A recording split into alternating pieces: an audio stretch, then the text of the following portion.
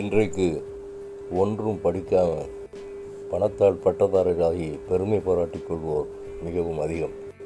ஆனால் அநேக பட்டங்களை வாங்கி உயர்ந்த பதவியில் இருந்தும் மிகவும் தாழ்மையாக இருப்பவர்களும் உண்டு. இங்கிலாந்து தேசத்தைச் சேர்ந்த விஞ்ஞானி சர் ஐசக் நியூட்டன் பல கண்டுபிடிப்புகளை செய்தவர். அவர் 4/1/1643 முதல் 31/3/1727 வரை 84 ஆண்டுகள் வாழ்ந்தார். அவருடைய கண்டுபிடிப்புகளை பாராட்டும் விதமாக இங்கிலாந்து அரசு அவருக்கு சர் பட்டம் கொடுத்து கௌரவப்படுத்தியது. ஆனாலும் அவருடன் காணப்பட்ட எளிமையின் தாழ்மையும் மிகவும் ஆச்சரியமானதாக இருந்தன. அவர், நான் கடற்கரையில் விளையாடி கொண்டிருக்கும் ஒரு சிறுவனைப் போல் இருக்கிறேன். அநேக கடற்பாசிகள் கூழாங்கற்களை கண்டு மகிழ்கிறேன்.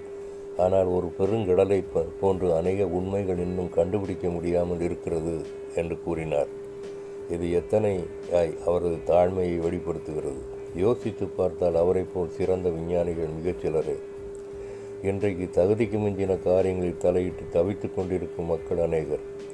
இதனை நன்கு உணர்ந்த தாவீதும், எனக்கு மிஞ்சின காரியங்களில் நான் தலையிடுவதில்லை என்று கூறினார்.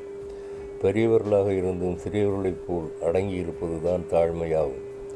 அதே வேளையில் தாழ்மை என்று கூறிக்கொண்டு கோடையாக இருந்துவிடக்கூடாது. இன்றைக்கு நம்மை நாமே பெரிதுபடுத்துவதை தவிர்த்துவிட்டு நான் ஒன்றுமில்லை என்று ஆண்டவர் முன்னிலையில் தாழ்த்தி அவர் கரத்தில் நம்மை அர்ப்பணிப்போம். நீதிமொழிகள் 3:7 நீ உன்னை ஞானி என்று எண்ணாதே. Proverbs 3:7 Do not be wise in your eyes. One song. மகிமை உமக்கன்றோ, மாட்சிமை உமக்கன்றோ, துதியும் புகழும் தோத்திரமும் தூயவர் உமக்கன்றோ, துதியும் புகழும் தோத்திரமும் தூயவர் உமக்கன்றோ. எப்போதும் இருக்கின்ற இனிமேலும் வருகின்ற எங்கள் ராஜாவே, எப்போதும் இருக்கின்ற இனிமேலும் வருகின்ற எங்கள் ராஜாவே, உம் நாமம் வாழ்க, உம் அரசு வருக, உம் சித்தம் நிறைவேறுக. உம் நாமம் வாழ்க, உம் அரசு வருக, உம் சித்தம் நிறைவேறுக.